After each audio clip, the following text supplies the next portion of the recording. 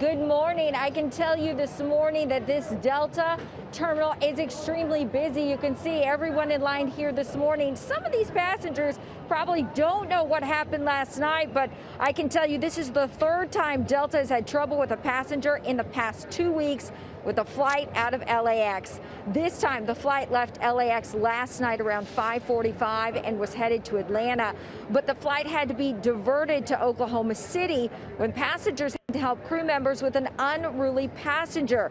Now, Oklahoma City police say it was an off-duty Delta employee, and that employee made threats he was going to take the plane down. He also assaulted 2 flight attendants.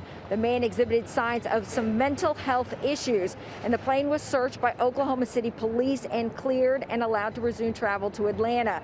There were no injuries to any other passengers, and the suspect was transported to the hospital and questioned by the FBI. Oklahoma City police are looking to charge that man with 2 accounts of assault and battery.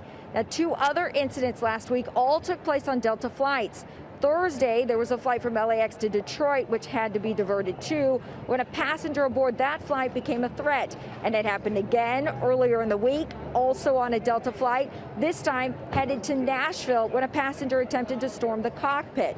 Now, on last night's Delta flight, one of the passengers gave his account of what he heard. I was unaware of this. I was at the back of the plane a long 2 minutes after that first announcement. The pilot made an announcement and said, all able-bodied men, please come to the forward. There's an emergency. Come to the front. I got about halfway up before we were told to go back to our seats. The situation was under control.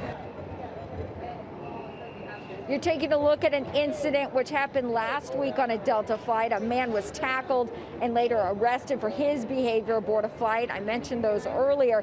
Now, Delta has released a statement regarding last night's incident, which in part thanks the crew and passengers who assisted in detaining this unruly passenger who turned out to be a Delta employee.